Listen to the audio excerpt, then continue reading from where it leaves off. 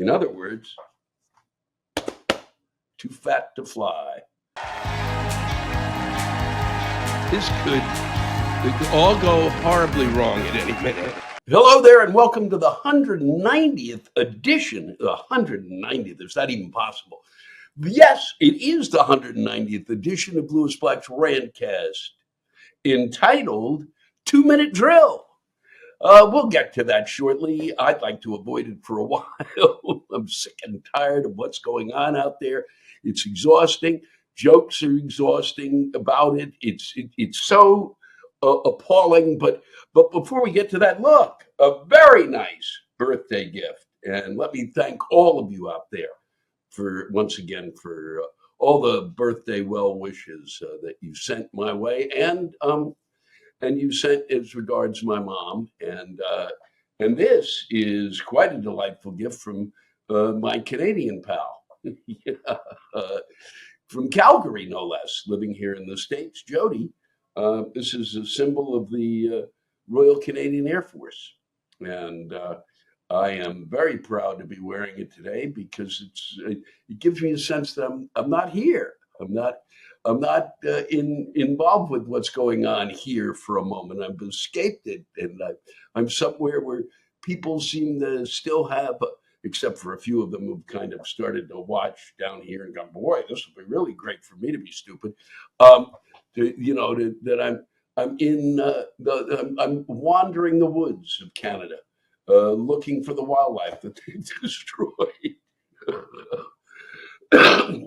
Excuse me. And there it is, the first sounds of the season, really, of that switching of seasons, really from the summer to the fall. Yep, because what do I have? I have in just the fourth or fifth day of a cold, and what a joy it was, really, to get it. As soon as that temperature drops, as soon as that nip in the air, that little nip in the air, and I find myself hacking away. Yep. Does it bother me to be sharing that? No, I'm tired of it. It happens every year.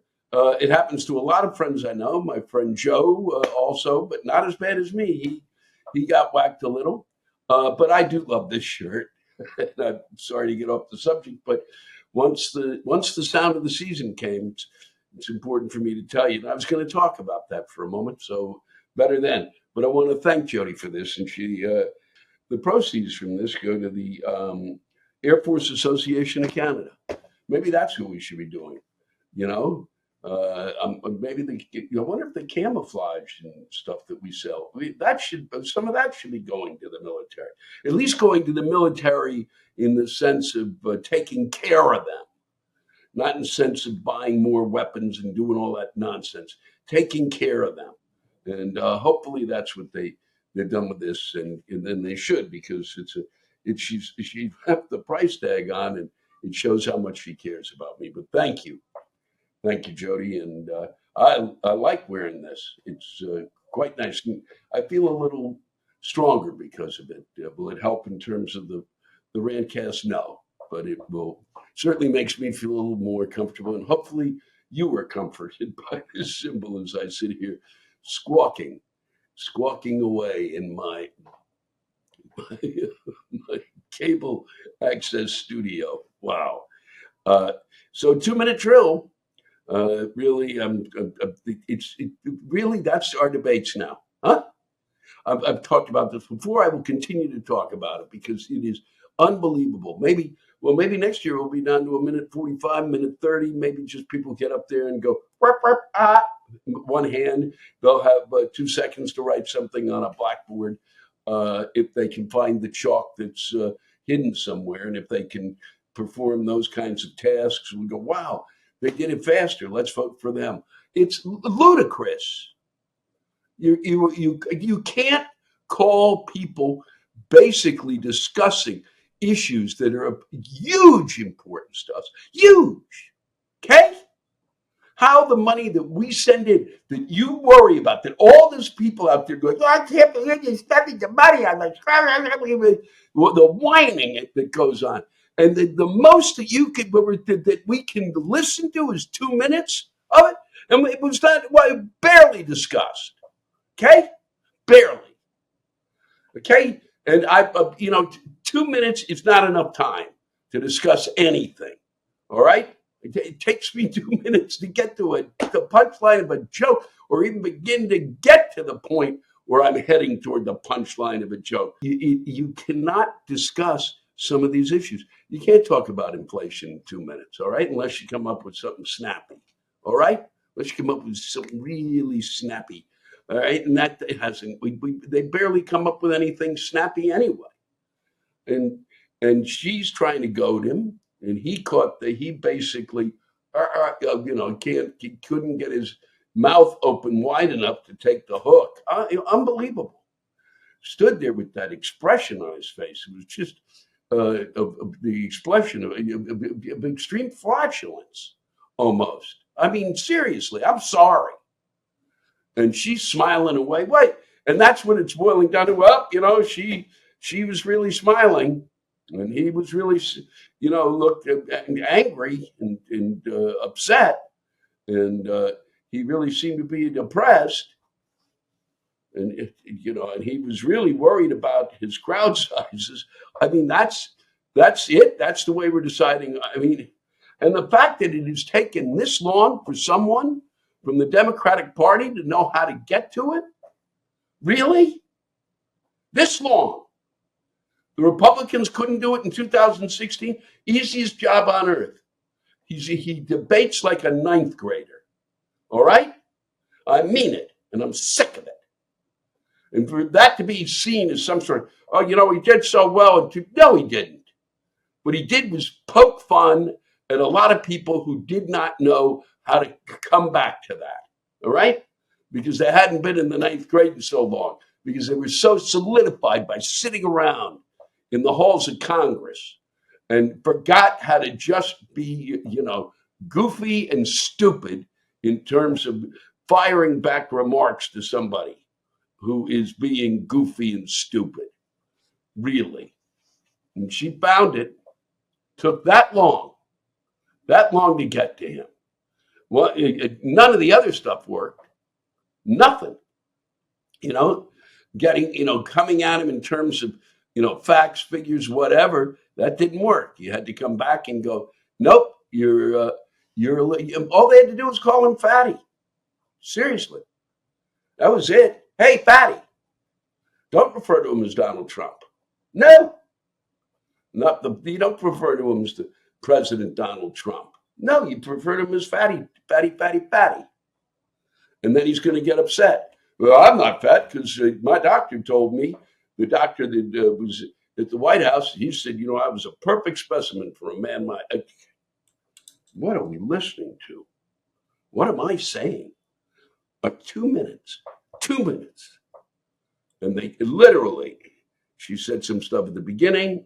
They were yelling, well, she didn't really tell us what she was going to do. What do you need to know? What did he tell you? Huh? What? What difference did it make? They got 2 minutes. They can't tell you fuck all in 2 minutes. In the end, they wrap things up. They got 2 minutes to wrap. Really. To wrap. Now it's time for us for the final statements. Extraordinary. And then he launches into what has got to be one of the most, they're eating dogs. They're biting cats' heads off. They're the Haitians, and then the idiots, in outside of Springfield start saying, well, they're going to bomb certain buildings and they're bomb threats and things. He whips up this. How do you not? If you are, and Vance is from the state, how do you not say, you have to stop this? All right. We really has to be stopped. Lewis Black here, and I'm excited to share with you a clip from a new investigative podcast that I had the pleasure of being featured in, called Masterplan. It was created by our friends at The Lever. Masterplan host and former Bernie Sanders speechwriter David Sirota exposes the deliberate economic scheme that was created in the 1970s to legalize corruption for the wealthy. If you're looking for something that'll rattle your cage and make you crazier than a loon bird, this might just be the podcast you're looking for. You're going to learn about never before reported documents that expose the secret plot that created the high medical bills, rising energy prices, and lower wages that hinder American democracy today and make this country so fabulous to live in and gives us so much to do every day. Getting on the phone and talking to AI about things that are just screwing us over. But I digress. You're about to hear a clip from my episode where I read an excerpt from the Powell Memo, a document that became the blueprint for the rise of the American conservative movement we know today. And without further ado, here is Masterplan. So Powell got to work writing. And by the end of the summer, he'd completed this 34-page typed document, complete with section headings and footnotes. Wait. Did he use his dictaphone? Please, Jared, tell me you found Lewis Powell recording his memo. No, and believe me, I literally spent a year trying to find it. It was my white whale. I mean, if you would have found that... It could still be out there. But we came up with the next best thing. We found another famous Lewis who could capture the outrage dripping from the text of this memo. Can you hear me? Talk to me. No, I can't see you at all. Not a fucking thing. Hello? Talk to me. Oh, come on. This is crazy. Wait. Is that Lewis Black, the comedian, the guy who literally plays the anger emotion in my kid's favorite Pixar movie? Yes, exactly. We got Lewis Black to read Lewis Powell's memo for us. There you are. Unbelievable. All right. Hold on. I'm going to close the door here. Ready? All right. Let's do it. Confidential memorandum. Date August 23rd, 1971. From Lewis F. Powell, Jr. As you'll hear in his memo, Powell was a man who was extremely deliberate in his choice of words. No thoughtful person can question that the American economic system, variously called the free enterprise system, capitalism, and the profit system, is under broad attack. And for this, Powell chose language that was explosive. The broad shotgun attack on the system itself. There are constant rifle shots which undermine confidence and confuse the public. This is language meant to stir emotions. Business has been the favorite whipping boy of many politicians for many years. This is language that defined a common enemy. Perhaps the single most effective antagonist of American business is Ralph Nader, who, thanks largely to the media, has become a legend in his own time and an idol of millions of Americans. Whoa. Hold on. What happened to the Lewis Powell that everyone described as Mr. Nice Guy? I can't imagine him ever saying a harsh word to anyone. Well, this is Mr. Angry. Powell is basically sounding an alarm about hippie barbarians at the gate. If our system is to survive, top management must be equally concerned with protecting and preserving the system itself. This wasn't just a rant, though. Powell had a plan to address the problem, a plan that could be executed by corporate America. Follow Masterplan on Apple Podcasts, Spotify, or your favorite listening app.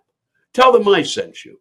It's not going to really get you anything, but and it won't get me anything, but it'll be nice. It's a nice thing to do. So I had to take a break there because it turns out someone came to my door to tell me that one of the guys who lives across the hall had somehow fallen from the roof here, landing on another roof. I do not quite have the story. I was mostly kind of worried if there was if he's okay. Apparently, at least it appears he's all right. I don't know. It was a pretty big fall, but they say that he's okay. I just can't get much more of a story. But I wanted to see if there was anything I could do to help. Not, and obviously not. But you kind of it's my building, and they just moved in 2 or 3 months ago. I don't really know them well, but I'm their neighbor, and you want to be sure. And so I apologize. I don't apologize. I'm not apologizing for for taking a break there, but I thought you ought to know. And now I'll get back to this nonsense, because the only thing that was more crazy than them kind of not really talking about any issues at all. Okay? No, there was no kind of, I would do it this way. Oh, then I would do it that way. I mean, that is the way it should be run. All right? Not you get to go. They should be literally, they should have to put their hands down on something, literally holding, something in their hands. And when they get off topic and they're not answering the question, we're going to talk about the border issue, okay? And if they're talking about the border issue in response to the fact that they've been asked about the housing problems we're having, you buzz them so that they kind of get back on track, because they can't seem to do it on their own. He certainly can't. He's truly just, he literally is he's talking to us from the ozone. I mean, he might as well have been that guy getting out of out of SpaceX, which is probably what he'll be doing, maybe in order to get some votes. And he, been up there going, what? How did it take so fucking long to get people to pay attention, if they even are? I don't know. Certainly some of the news people are finally paying attention, but it all comes down to won or lost. Did he win? Did she win? No. What it comes down to is how are we going to be better off? Huh?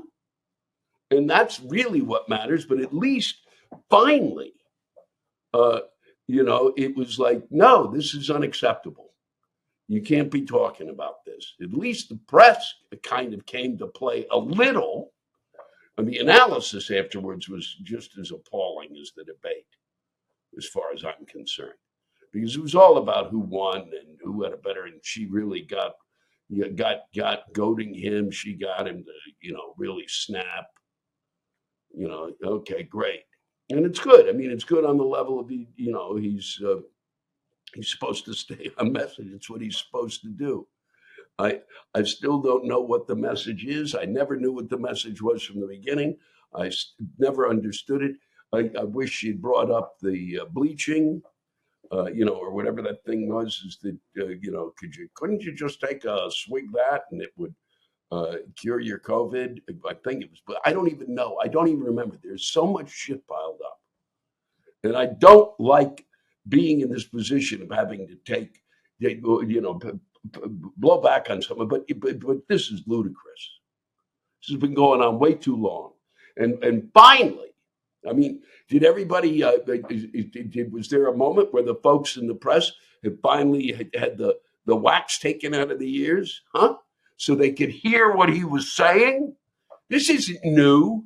That dog shit stuff. It's fucking been going on time after time after time, beginning with those Mexicans are coming over the border. Now it's even worse. It used to be those Mexicans are coming over the border. They're eating all of our avocados. God damn it, there's nothing left for my guacamole. That kind of shit. Now it's like drug dealers, killers, gang lords, cannibals, everything. Now it's lunacy. It's being spewed. But he's been spewing this stuff. He came out against McCain. You couldn't cut through it. You couldn't say, the press couldn't say, this is insulting, or at least express a shock that people aren't shocked, that someone would say something about a man who was imprisoned during the Vietnam War, one of the most inflammatory wars in the sense of the sides that were taken. We have not been in a time frame in which since the 70s. We are back there in our the late 60s, early 70s, in terms of this divisiveness over that war. And then he brings up that McCain somehow let us down. I don't, whatever it was he said, which was madness. Okay, I don't need to remember it. Why? Because I need my brain for more shit because I get older. And some of this stuff's got to be dropped by the side of the road. And so that's enough of that. I could go on and fuck on, and I could sit here with that debate transcript and read it to you. I'm just glad I'm armed with my Canadian Air Force. And lunacy. And in the midst of all that, the next day, and day after day after day, not just the next day, but the constant political spam that is showing up in my inbox, in my emails, and on my texts now. It's got to stop. Both sides have to stop it. I'm getting it mostly from the Democrats because apparently the Republicans, they rarely seem to, they've not found me for some reason. Great. It's huge. But I'll tell you this, it is 30 to 40 pieces of email a day about the election.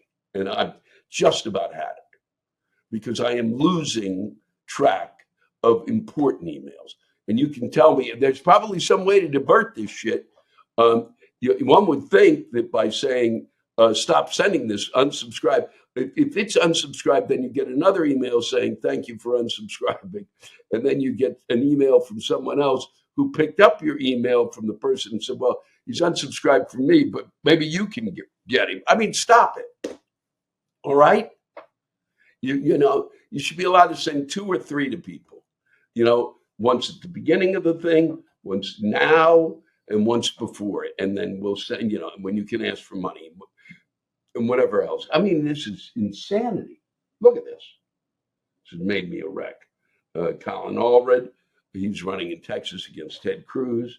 Nothing beats a Texas barbecue. No Trump criminal immunity. Our plan to stop absolute immunity for him. Then there's, I have an invitation. It's been an open invitation from the Democratic Senatorial Campaign Committee. I've been selected to represent New York in a Democratic strategy interview for today. I get one of those every day, and I don't respond. And it doesn't matter because what do they think? They're going to wear me down? I'm going, boy, I don't have enough to do. I got to be here with you folks. I can't be sitting here talking to the Democratic Strategy Committee. That's your job, is to come up with the strategy. All right? And one would be to fucking, what would be better than the strategy? Tell me what the fuck you're going to do and why you think you're going to be able to, outside of getting all of those, all of your folks elected, which you're not going to be able to do. So you can't pull it off. Is how are you going to bring in the other folks who are in Congress that might help vote with you, and how you might modify it and stop saying, boy, she's changed her position. People do that all the time. Really, Luke, get a grip. Sherrod Brown, I like Sherrod Brown. I do. I like him a lot. And he has to work in Ohio in terms of this stuff. Very good. But he sends me something about every 3 days. Fact checking for the presidential debate. Then it just continues. The Forward Blue folks adds to register Gen Z. Yeah, that's when you're really, those Forward Blue, they're out there all the time. Liz Cheney, game changer. There's then it just, I can go on and on and on. Moms Rising, November's fast approaching, and boy, is it ever not fast enough. I can tell you that. And will she be able to? The undecided is still undecided. It was, and there's not going to be another debate. But why would you have another debate? Huh? Why don't you just have them run a 2-minute drill? Pick a game. Each of them should have to play quarterback for a team and see who gets the ball furthest down the field. That would be one. And Trump's dangerous threats. And it's one of every 4.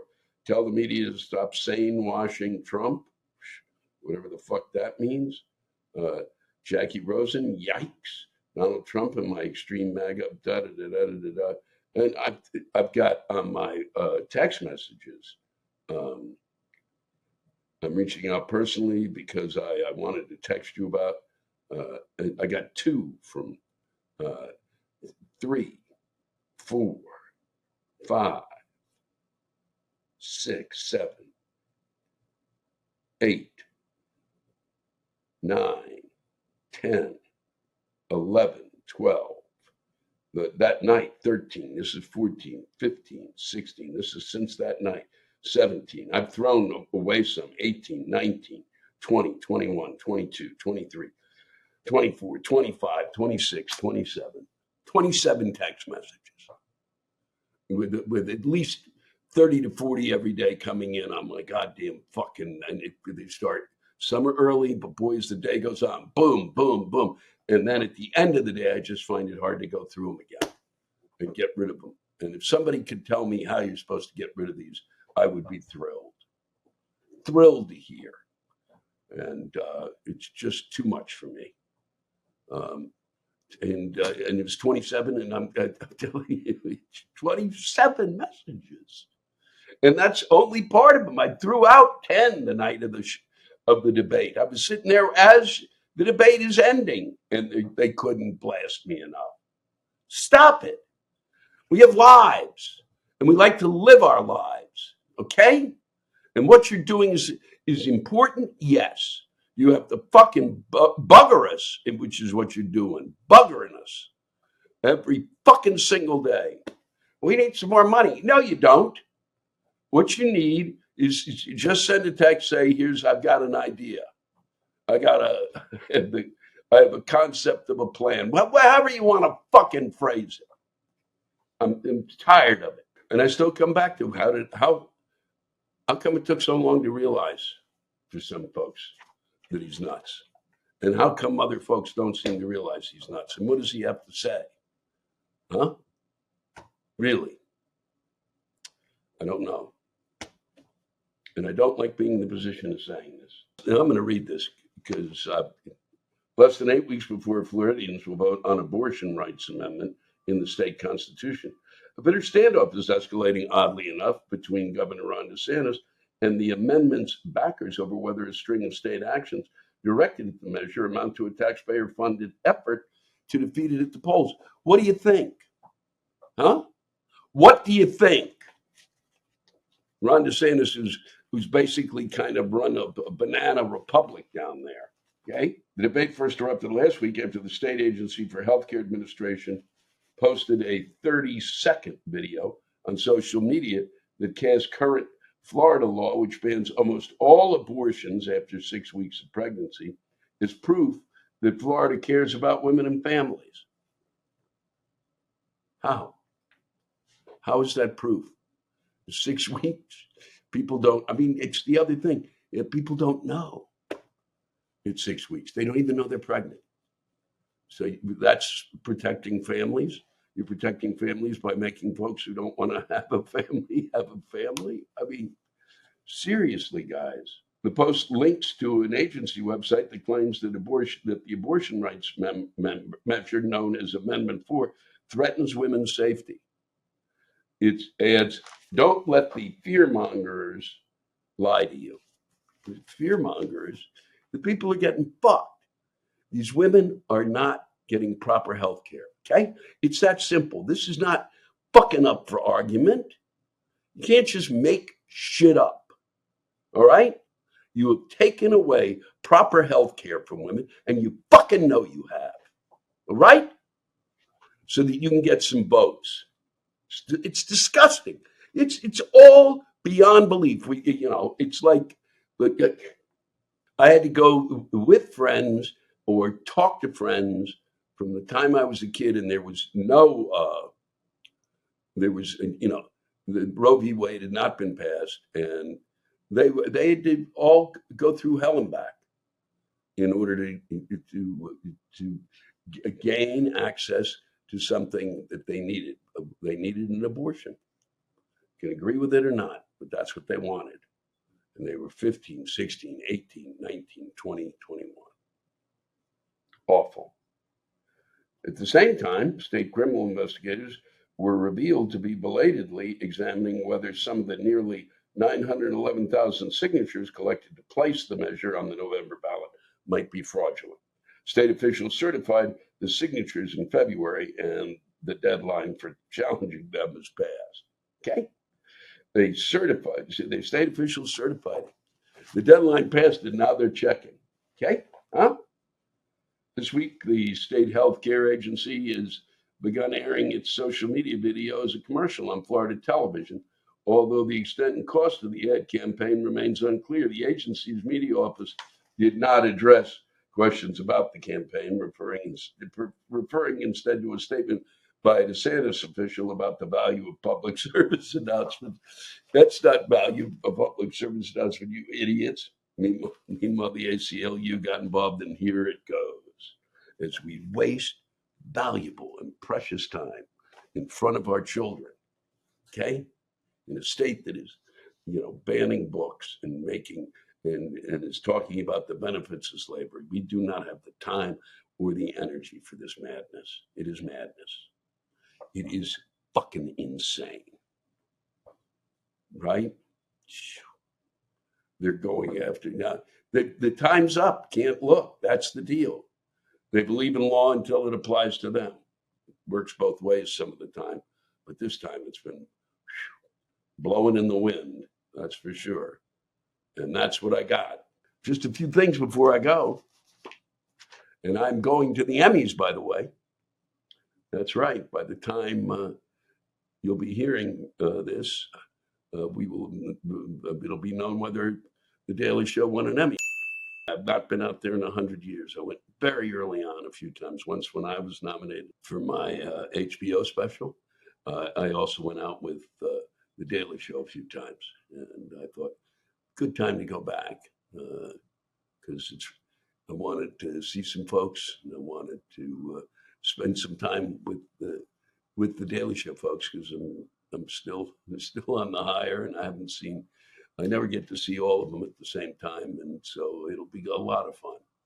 Or it could be miserable because it is Hollywood, and you know what the H stands for.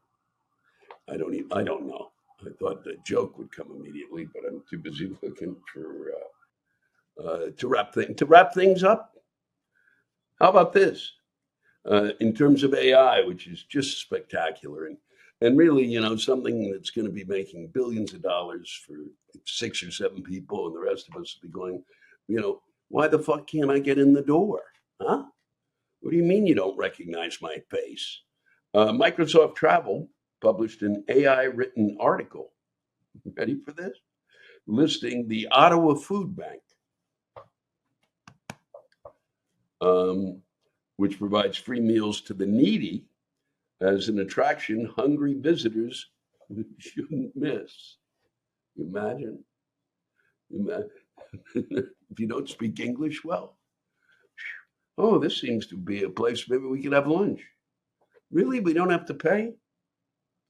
Oh, man. And it's probably good. It's Canada. I bet they have a good meal. And not that we don't here, but, if you're in Ottawa, it could be where, it's unbelievable. Nobody read it. That's the other thing. It's AI reading AI. Somebody probably had to read it, and they went, I'm a little too tired. And here's one, too. The poor are not eligible to enter heaven, according to the Catholic Archbishop of Kampala, Uganda.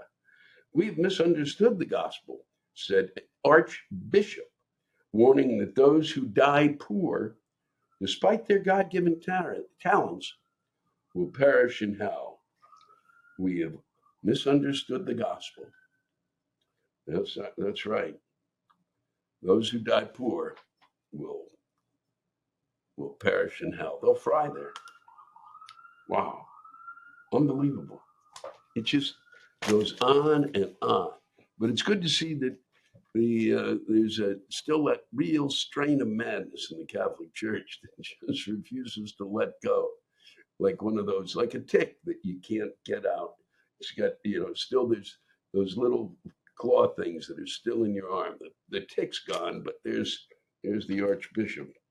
And then finally, Missouri's Department of Conservation gave an update on the condition of a bald eagle recently rescued for rehabilitation. Speaking of the poor and those who go to food banks, the iconic bird was not in fact injured, the MDC said, but merely engorged with raccoon. In other words, too fat to fly. I should have called that. That's what I should have called this 190th edition of the Rantcast. We're too fat to fly. We're too fat to soar as a people. We're 23rd on the list of happiest people on earth, the happiest countries on earth. 20 fucking third. And we have everything a country could want. And we're whining away. I mean, I'm whining away, but it's a different form of whining. Well, thank you for joining me. I'll let you know how things go at the Emmy. And let me just also, before I go, thank the good folks at the National Comedy Center. It was really a pleasure to be up there performing Buffalo and in Jamestown. 2 sold out shows, and after expenses on my end, and for the folks and everybody involved in helping the show happen on my end, all the money after expenses went to the National Comedy Center, and they were very kind, and really I feel extraordinarily honored that there's a garden now and that is in front of, that's been there, it's in front of the center, and it's been named the Lewis Black Welcome Garden, and it has a little plaque on it, and that's, I mean, it meant a lot to me. It really did. And I look forward to seeing you out on the road next week. And I hope all of you have a terrific week. It all goes well.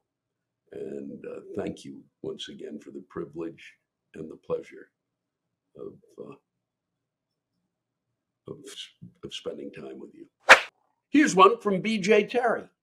Okay, Lewis, I saw something that caused me to go into a rage I hadn't had in a while.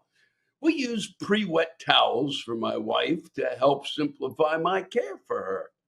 There, on the outside of the package of the wipes, was the vile, unadulterated violation of human rights laws. This manufacturer felt the need to fucking print on the package unisex.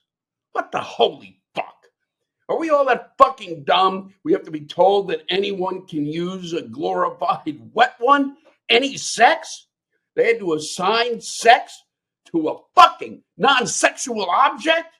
Not every fucking thing has to be classified further than what it fucking is. There is no pansexual topsoil or non-binary only toilet paper. This is a company that couldn't help going fucking overboard to sell their item. What happened to our damn common sense? I'm glad we have you as a voice for some sanity. I can't help but think what George Carlin would say to all this craziness in our language. Oh boy, it would be a joy to have him around, wouldn't it? It would help. It would truly help. BJ Terry. I think you've told me before, but it may just be something I made up in my own head. Thanks for that. And thanks for the bringing back the memory of George Carlin. And many younger people don't know who he is. Unbelievable. Jeff Dorcup. Something got him upset, and you'll see why. If you need any more indication that Donald Trump is just flat out stupid, tonight in La Crosse, he said that literally every single job created under the Biden-Harris administration went to an illegal immigrant. And then doubled down on that stupidity by saying they just released a new statistic that all 107% of the jobs created went to illegal immigrants. Yes, you read that correctly. 107%. I thought we'd all agreed on the basic math principle that 100% is the most you can have, but I guess I was wrong. It actually goes higher than that. I don't know what the top number is now, 115.5%, 1,072%, I'm not sure. Maybe it's not a percentage. Maybe it's an old-fashioned measuring device like a furlong or a bushel. Maybe the most depends on what month it is. So it's 131% this month, 130% next month, and only 128% in February. I don't know. He's an idiot. Don't get me wrong. He's convinced roughly 45% of the population that he knows what's best for them, and they blindly follow without ever questioning anything he says, and that takes some level of intelligence. But I mean, just enough intelligence to convince people, mostly white, uneducated males, that is a proven statistic, that he'll lower the price of gas so it's cheaper to drive their monster trucks with their Confederate flags waving out the back, and that food will be cheaper to buy so they can afford more cases of Red Bulls and Snickers bars so that that one tooth they have left will hopefully rot away and they won't have to visit the dentist anymore. And most importantly, he'll keep those nasty, dirty Mexicans out of the country that are bringing in fentanyl and preventing them from maximizing their meth profits and taking away their jobs at the local Waffle House. I don't know what these people are going to do, aside from say that Harris cheated, no matter how bad she kicks his butt, when he doesn't win in November. Frankly, I don't give a crap. All right, Jeff. I hope that helped you. I know it probably helped a number of other people. And I'm always going to say it. You got something to say in the defense of Donald Trump, and then get it out there. I'm sitting here. I'm ready to read it. Get it to me. So don't sit there going, I don't want to hear it. Get it to me and I'll read it. Okay? It's that simple. Not tough. Thanks to all of you for listening to my Rantcast. If you have a rant you want to get off your chest, send it in to me at lewisblack.com/live. You can think of it as therapy, or whatever you want to think of it as. Just let it rip. And I want to thank the true stars of our show, the ranters, and the splendid rants they gave us. Lewis Black's Rantcast was created and hosted by me, Lewis Black. Our live rant audio was produced by James Salter. Our theme song by Chris Lane. Executive producer, Ben Brewer. Executive producers, Matt Kleinschmidt and Robert Kelly.